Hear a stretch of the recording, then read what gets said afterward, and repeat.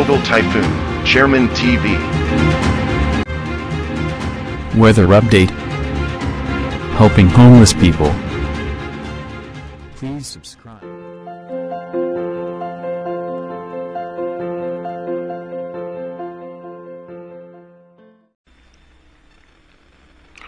Magandang umaga po. Ito po ang latest update natin ng ngayong araw, January 27, 2024. Nakakaranas nga po ng northeast monsoon o amihan ang halos sa buong bansa.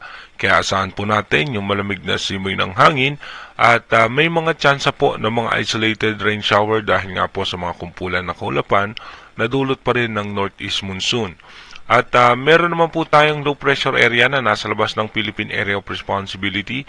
Mababa naman ang tsansa niya na maging isang ganap na bagyo at mababa rin po ang tsansa nito na pumasok ng ating Philippine Area of Responsibility. Dahil posible nga po itong bumaba at malusaw dahil nga po sa northeast monsoon dahil patuloy nga po yung mas lalakas at sa susunod na linggo, ito naman po ay bahagyang hihina.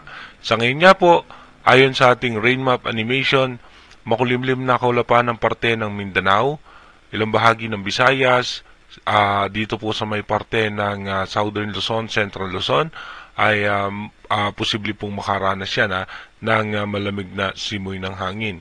Pagdating naman po ng alas 10 ng umaga mamaya, ganun pa rin po, halos malaking bahagi ng bansa ay makakaranas ng cloudy sky.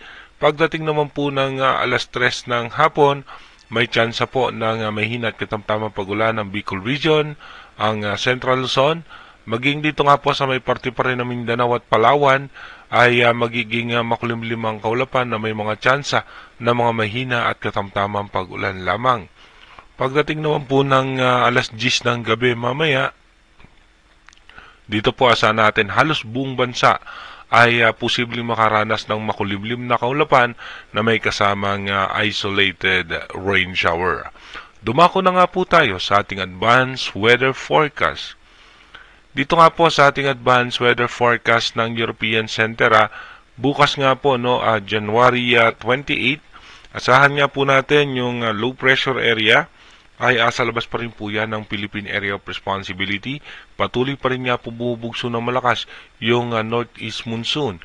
Pagdating naman po ng January 29, asahan natin magkakaroon ng mga tsansang pag-ulan ang eastern section nga po ng Mindanao dahil po yan sa extension ng kaulapan ng low pressure area.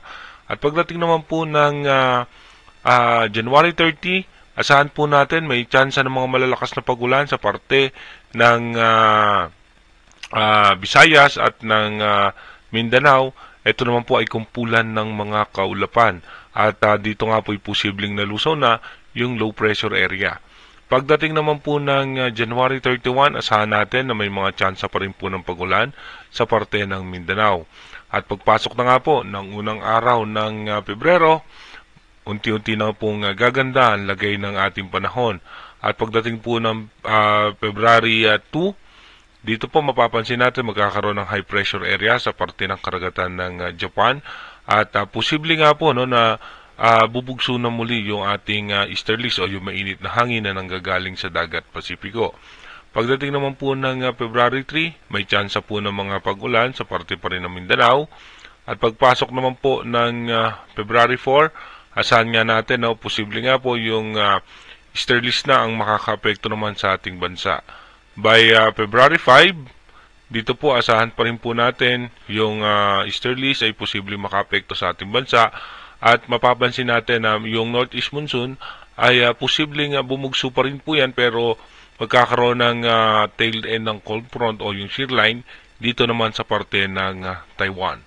Dito nga po napansin natin sa ating advanced weather forecast wala po tayong anumang posibleng bagyo na minomonitor na mabubuo sa loob at labas ng ating Philippine Area of Responsibility. Pero bagamat wala nga po na tayong minomonitor na bagyo, iba yung pag-iingat pa rin sa ating mga kababayan, lalong-lalo na nga po sa parte ng Mindanao at ilang bahagi ng Visayas na posibleng makaranas po ng pag-ulan dahil nga po sa mga extension ng kaulapan ng low pressure area sa mga susunod na araw. Mag-iingat po tayo palagi. God bless po sa ating lahat.